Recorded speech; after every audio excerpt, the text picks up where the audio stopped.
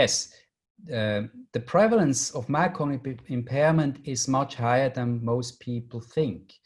And due to the divergent screening tools people use, it'll be, let's say, 10 to 1/4 of persons at the age of beyond 60. But it's also, like many other things, a clear development over time, meaning that if you go to persons above the age of 80, it'll be at least 1 in 2. The problem, I think, why we underestimate and underdiagnose MCI so much is that when we speak about cognition, people mainly think on memory loss.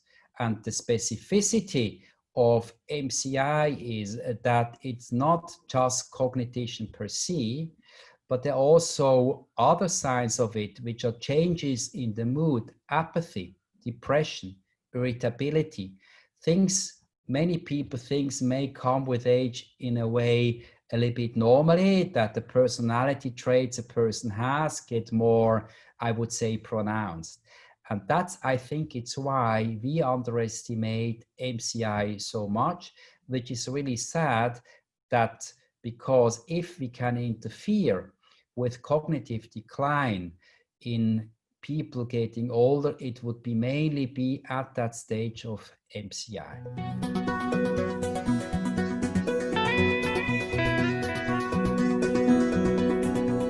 I think it's a chance that our brain is so, I would say, multifaceted, meaning that if we speak about, as I said before, cognition, we mainly think about memory, but it's much more, as you say. And this brings it also to the risk factors. So it's a syndrome, like many other syndromes we have in older adults, like the fall syndrome, like, for example, inappetence, going to nutrition, like other parts, and including cognition. So having said so, there are genetic factors. You know, we have looked at ApoE4, especially with regard to Alzheimer's disease. There are a form of behavioral things. There are the education. There's the social part. There are risk factors which come quite normally with diseases. Older people have blood pressure, diabetes, high blood lipids, for example. And then I think very importantly, it's also behavior changes, which is smoking is for sure a risk factor. Alcohol, we are not so sure, but surely if you drink too much, it's maybe a problem. It may be probably protective if you have only a small amount of alcohol drinking, but then it comes to nutrition. And nutrition, which is more the Mediterranean type, is for sure a protective factor, as it is physical activity. So low physical activity and unhealthy diet are certainly risk factors for cognitive declines.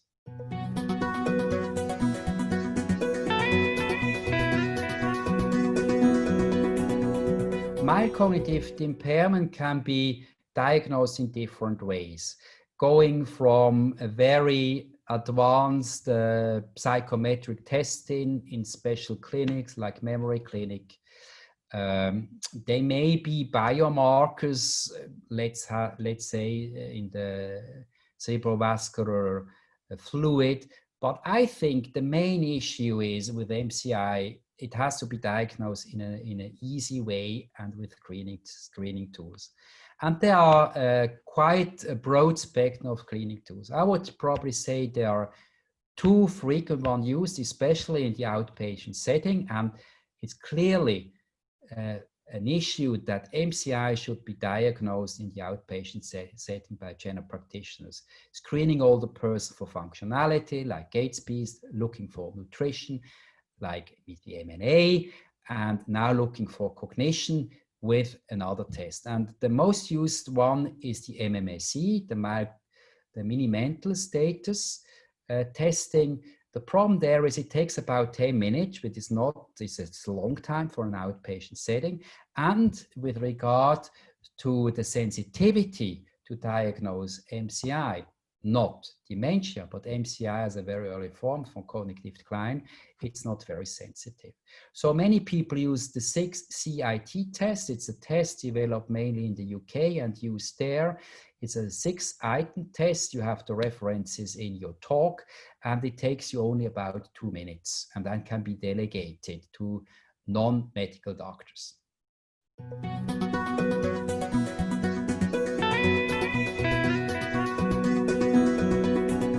My cognitive impairment is underdiagnosed. I already said a little bit to it before, is that I think the awareness that aging, that there is a normal aging process, but that we really have to capture when symptoms develop which go beyond a normal aging process.